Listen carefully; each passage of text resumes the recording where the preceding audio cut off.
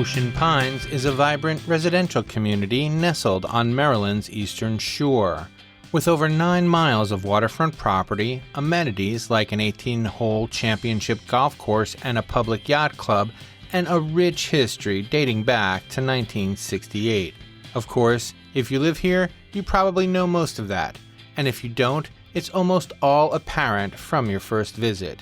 Each week on the Pines Cast, we work to bring out the ocean pines that might be less apparent. We celebrate the region, the amenities, and, most of all, the people who make and keep Ocean Pines a special place to live. Welcome to the Pines Cast, your source of news and insights about ocean pines and the official podcast of the Ocean Pines Association.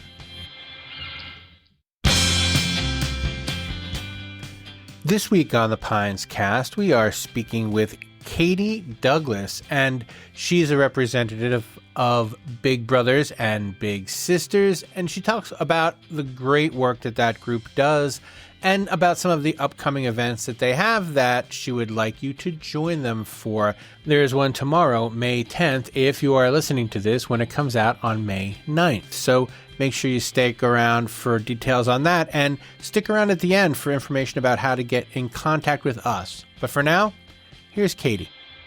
So I guess the first thing I want to ask is how you got the job that you have now. So when did you start with Big Brothers? What got you into that kind of vocation? Before this, I was teaching. I taught for 20 years, and I found that I could help a lot of the students in the classroom, but my reach to them kind of stopped after the classroom, and I couldn't get to them in the community.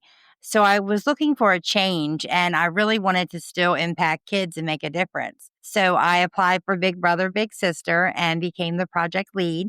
So this way I can hands-on work with the kids, help them with get a mentor, and be able to extend the reach beyond the classroom. Can I ask where you taught?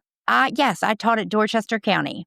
Oh, how exciting! And for where do you live now? What brought you to this side of the peninsula? So I live in Cambridge, Maryland, but I've always the Ocean City's been like a second home because we come here and visit often.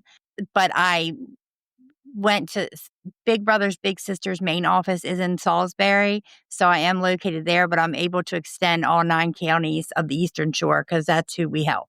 Oh, that's exciting. So, and I'm sorry, what did you teach in Dorchester? So I taught social studies, and I've also taught science and language art. And so that was in what grades? Did you teach? 6th grade. I also taught 7th, and I've taught 8th before. And when you were getting ready to retire, was it nerve-wracking not having something to do every day, you know? Well, I immediately, as soon as I stopped, the school year ended last year, and then I immediately went to Big Brothers, Big Sisters. So I really didn't have any downtime. Ah. Yes. And so I've been at Big Brothers, Big Sisters for a year. Oh, well, that's super cool. All right. So tell me about getting onboarded at Big Brothers and Big Sisters. Because, I mean, that's one of those, like, iconic brands. It's like saying I work for Google or something. Like, everybody knows it's a thing, but nobody really knows what it does, you know? Right. And Right. so you were attracted because I guess you saw the work that they did in Dorchester County. Um, Were you looking specifically to get into Big Brothers and Big Sisters or to work with children, and that was the first opportunity that presented itself? No, I looked towards Big Brothers, Big Sisters because the program has actually been researched and there's been studies done and it works. And I do believe that one of the ways that we can reach our youth is through mentoring because it gives them a one-on-one person and it allows them to kind of help guide them. Where in the classroom, I had, say, 30 kids or, all day long, I had over 150. I wasn't able to individually give them the attention that they needed to help succeed. And what were some of the things that you learned that you didn't know when you came on board at Big Brothers and Big Sisters? Well, I had really, honestly, it was very eye-opening. I really didn't realize how many kids were on the waiting list and the need, how great it was. I had an idea, but we have over 100 kids on our waiting list. We still keep them involved in activities and they still get group mentoring, but it's besides before the one-on-one mentoring, it is a waiting list. What's that process like when if a parent wants to put a child on the waiting list? Like, is there an application? Like, if you want to get involved, tell me the process for getting involved with Big Brothers and Big Sisters from a parent's point of view. So what they do is they have to do is call and they can refer their child. And from that, we take and we get the application from them. And then we do something called an intake, like an interview, where we interview the child and the parent and also learn all their interests and the needs and what they need in order to succeed and do a write up. And we also do a couple like surveys to kind of get to read the kid. And then we begin searching for a mentor. And we try to match mentors and mentees with interests and different things. Like if they both like being outdoors, we try to find someone that likes outdoors. Sometimes we have kids that need a father figure.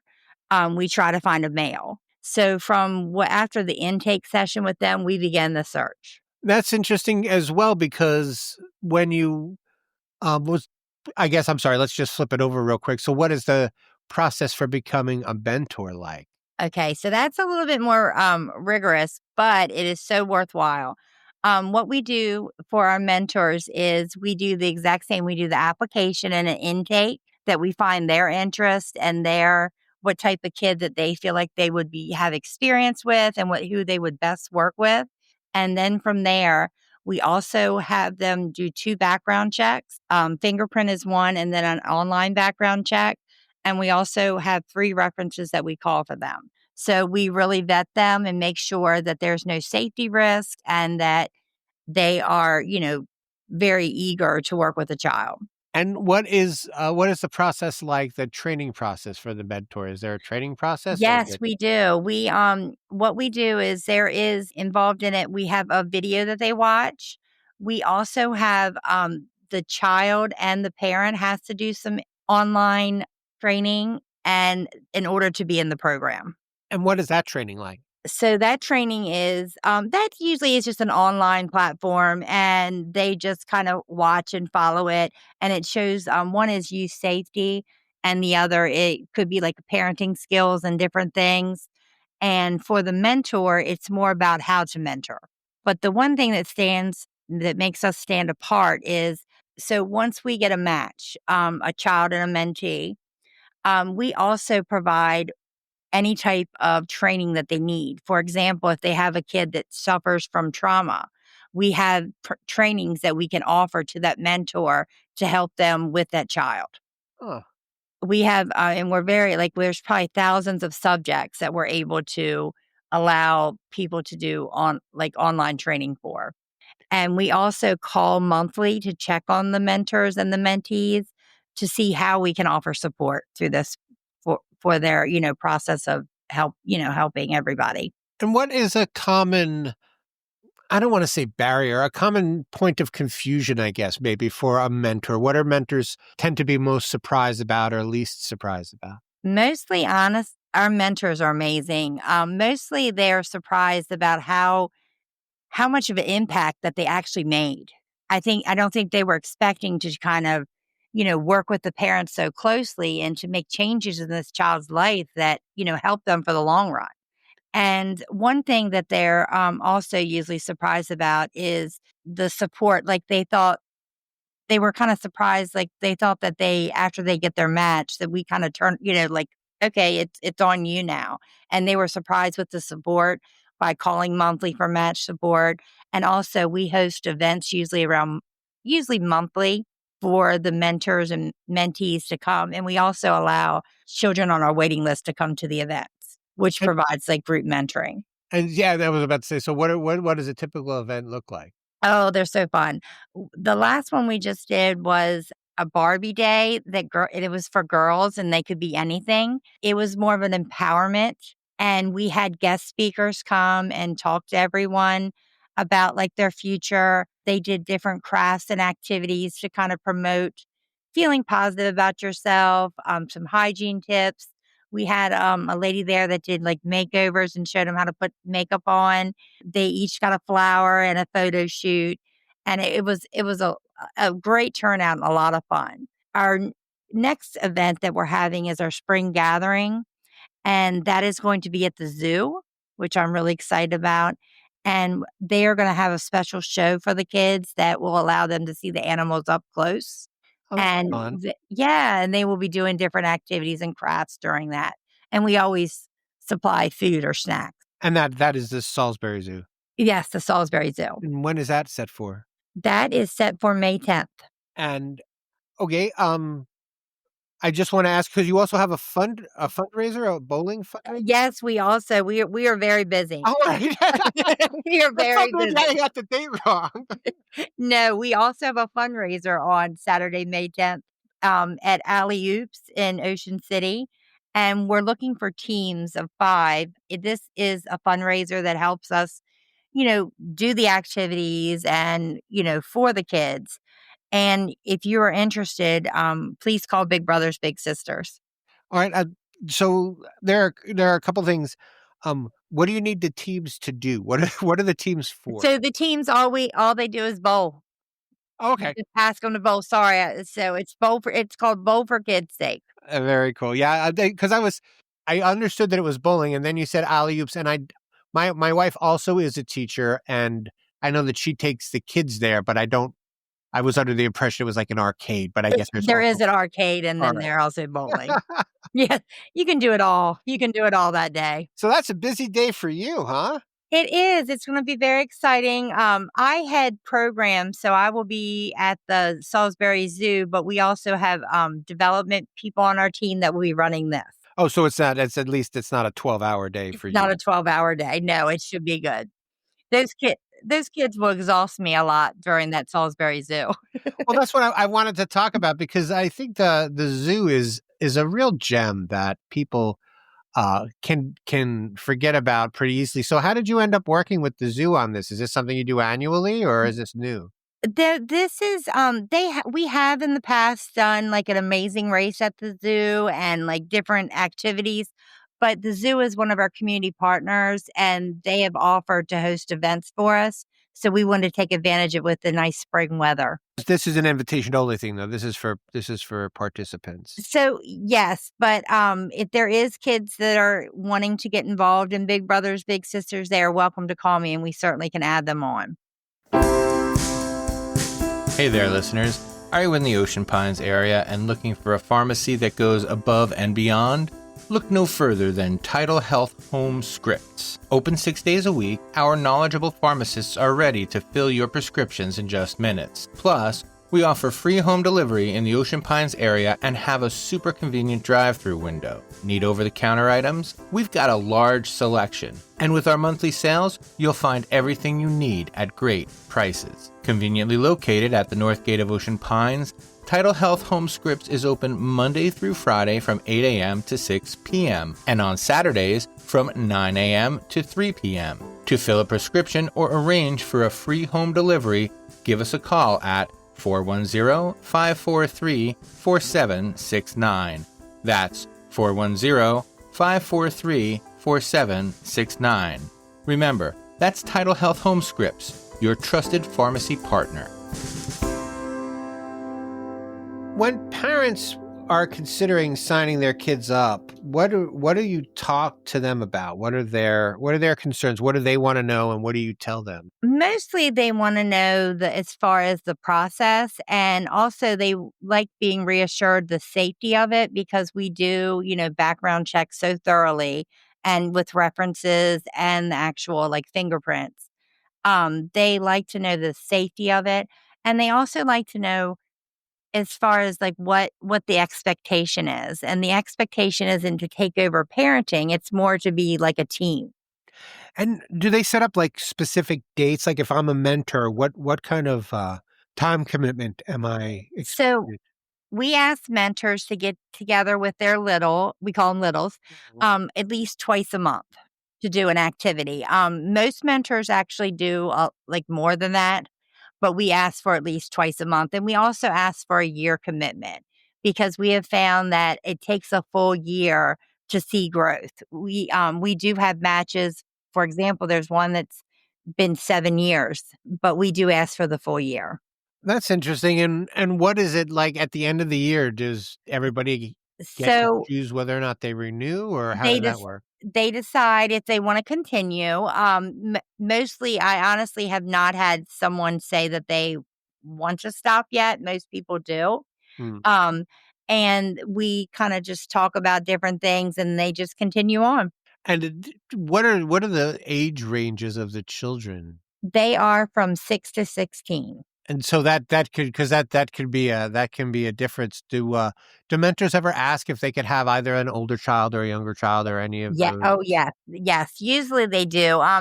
Usually our mentors kind of know what age range, and we also look at what youth experience they have, and then kind of go from there. But I always have those mentors that ask, "Can I have an older child that hasn't been matched, or that you don't think will be matched?" And they want to do that. So it's very refreshing. That is interesting. And why, and is that the case? Is it harder to find matches for older kids, or is that just what people think? I think it is harder sometimes for older kids to get matches because usually they do want them to start young. However, it honestly we don't have really trouble. We normally when once we get a kid, we can usually get them matched in a couple months as everything goes smoothly.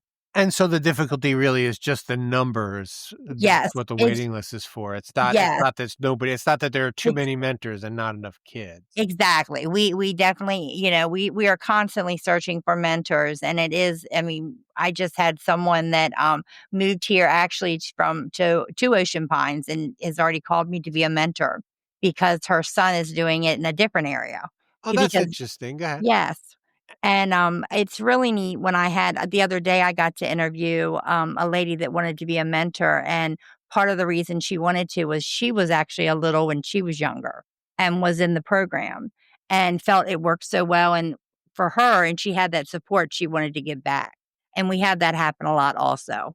And when people decide that they want to become mentors, if is it common that they'll switch kids after a while, like, or kids drop out? What's a common reason a student might drop out of it?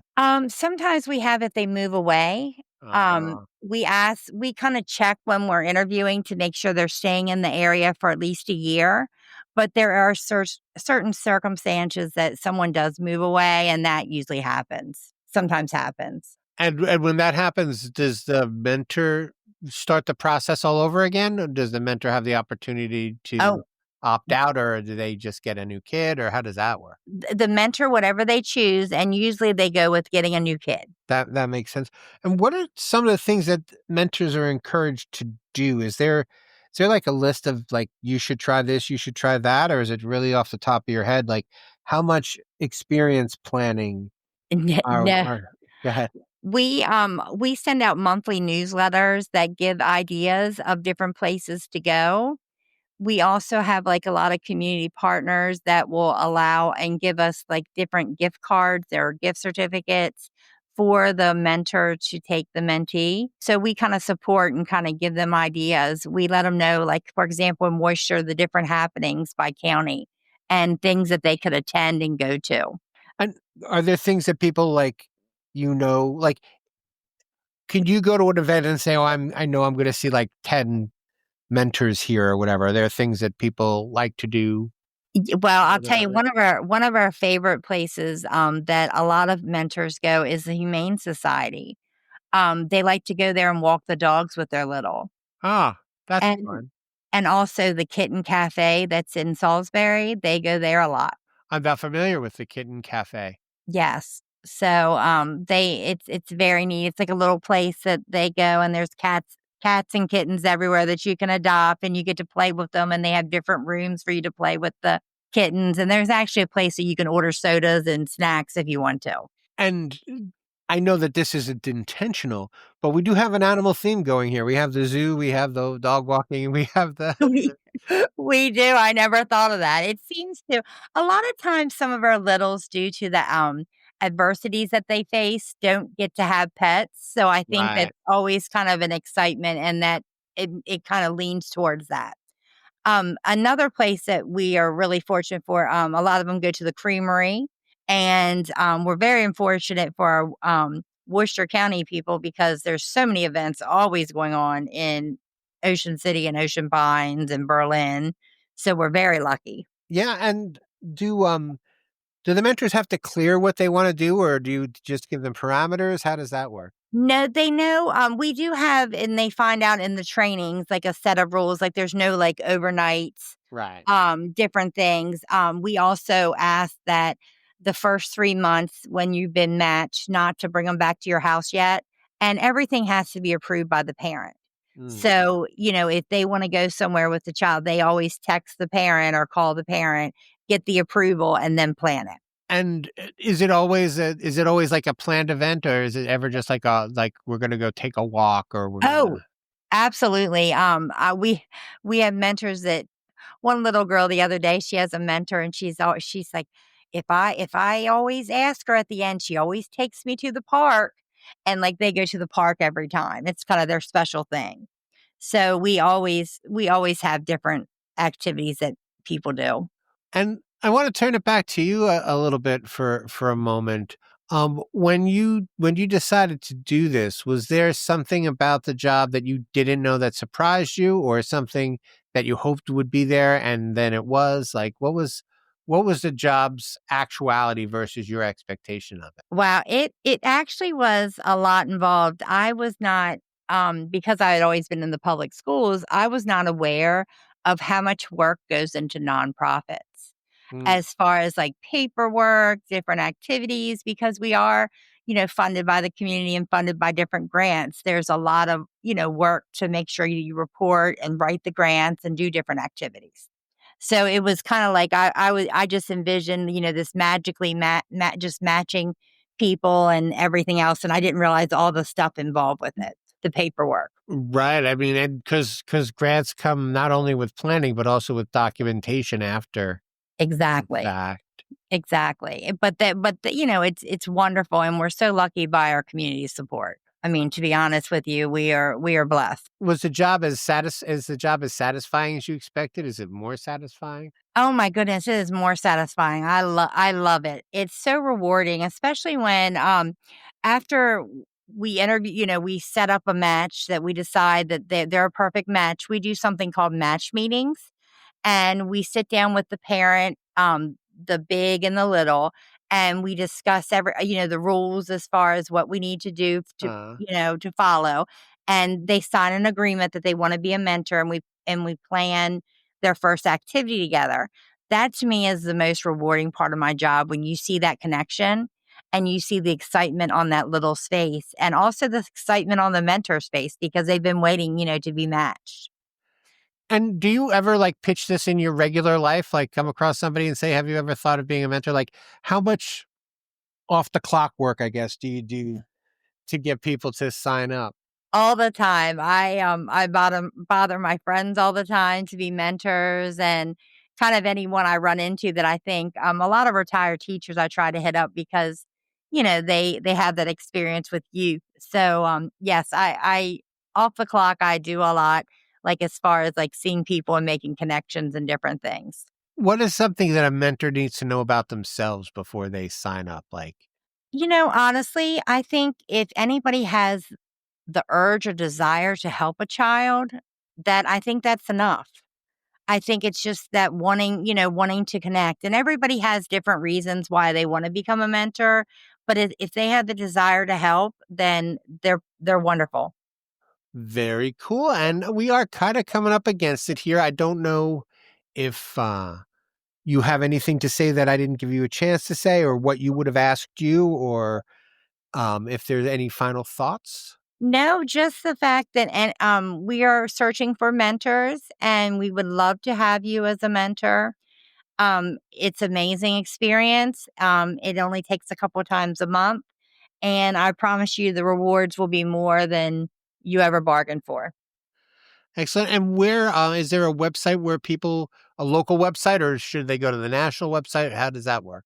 They can go to the national or they can go to the local, which is www.shorebiglittle.org. or they can call at 410-543-2447 and give us a call, and we will get them all signed up. Same Excellent. with kids. Excellent. Well, thank you so much for your time and for sharing your story. Thank you very much. This has been wonderful. The Pines Cast is an Ocean Pines Association production. It was written and edited by me, Tony Russo, executive producer, Linda Martin. If you have any feedback, we would love to hear it. You can send me an email. My email address is bytonyrusso@gmail.com. That is bytonyrusso@gmail.com. And if you would like me to read something on the air, I'd be happy to do it. If you want to just have suggestions for shows, anything you want to know, I want to help you know. And that will do it for this week on the Pines Cast.